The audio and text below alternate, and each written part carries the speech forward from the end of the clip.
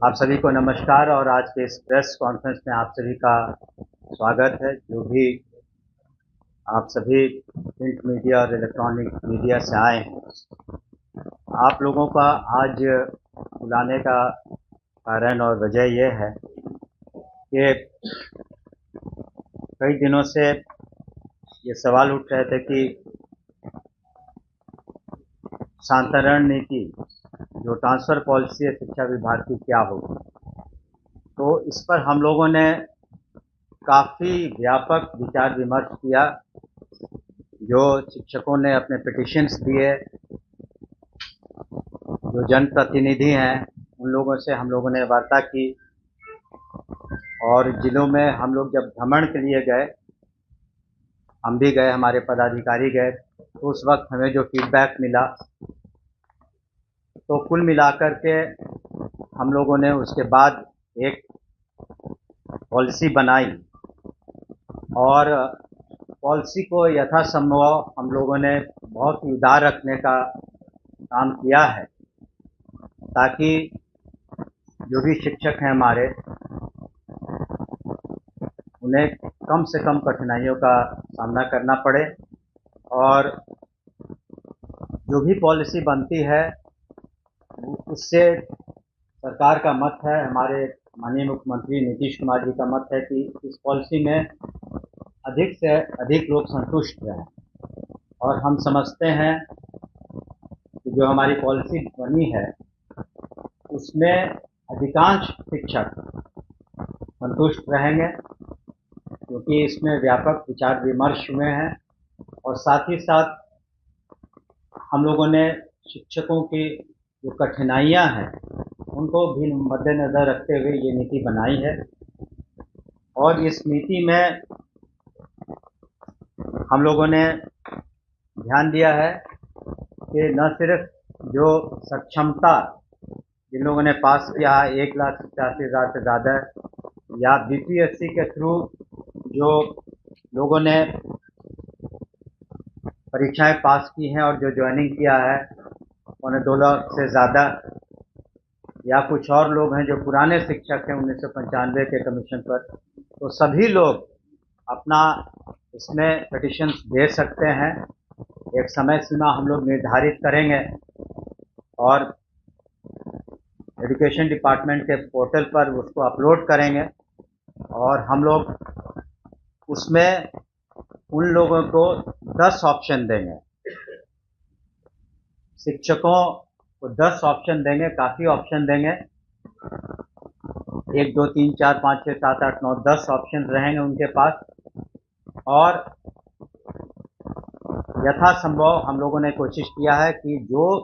शिक्षक हैं अपने ही ज़िले में रहें। पहली बात तो ये है कि अपने ही ज़िले में रहें ताकि उनको सुविधा हो अपने ही ज़िले में, और बीपीएससी के भी जो पास कर चुके हैं या सक्षमता, वो भी इसके हकदार रहेंगे, या पुराने जो शिक्षक हैं। तो जो हम लोगों ने नीति बनाई है उसकी प्रतिलिपि भी आपको हम देंगे, उसमें व्यापक सब कुछ लिखा हुआ है। लेकिन हम लोगों ने ये ध्यान रखा है सबसे पहले कि अगर किसी को असाध्य रोग हो या गंभीर बीमारी हो या फिर दिव्यांगता के कारण या फिर मानसिक कोई समस्या हो, तो इन सबों को हम लोग काफ़ी उच्च प्राथमिकता देंगे। उन लोग पर हम लोग विशेष ध्यान देंगे कि उनके बीमारी इत्यादि के कारण उनके इलाज में दिक्कत ना हो और उनको सुविधा हो। ये हमने पहले भी ये बात रखी थी। और उसके अलावे जो वैसी महिलाएं हैं जो विडोज़ हैं या किसी कारणवश सिंगल हैं, तो उन लोगों के बारे में भी हम लोगों ने विशेष ध्यान रखा है। और महिलाओं का जहाँ तक प्रश्न है, गृह पंचायत से हट के पुरुषों को अनुमंडल से उसी ज़िले में बाहर रख करके हम लोगों ने ये नीति बनाई है। और जो एक बार जब पोर्टल पर ये लोग अपना एप्लीकेशन अपलोड कर देंगे तो उसको हम लोग निर्णय लेंगे उस पर। लेकिन उनकी ज्वाइनिंग हम लोग दिसंबर माह में कराएंगे ताकि छुट्टियों के वक्त, ताकि अभी जो पढ़ाई सुचारू रूप से चल रही है किसी तरह से डिस्टर्ब नहीं हो, उसमें किसी तरह का व्यवधान उत्पन्न नहीं हो। हम माननीय मुख्यमंत्री नीतीश कुमार जी को भी धन्यवाद देना चाहेंगे कि उनके दिशा निर्देश में जो ये जो नई नीति हम लोगों ने ट्रांसफ़र की है, उसमें हमने शुरू में ही कहा कि अगर किसी तरह की बात हो जाती है, कुछ विसंगतियाँ, सारे मेहनत और सभी फैक्टर्स को हम लोगों ने लिया है, कोशिश की है, तो अगर कहीं न खुदा न खास्ते अगर कुछ कमी कहीं रह गई, तो इसी कारण इसका निराकरण करने के लिए हम लोगों ने पहले जिला स्तर पर डिस्ट्रिक्ट मजिस्ट्रेट के लीडरशिप में एक कमेटी बनाई है कि वहाँ जिला स्तर पर इसका निराकरण हो सके, या फिर डिविजनल कमिश्नर के लेवल पर भी हम लोगों ने कमेटी बनाई है, और विभाग का तो अधिकार रहेगा ही हस्तक्षेप करने का।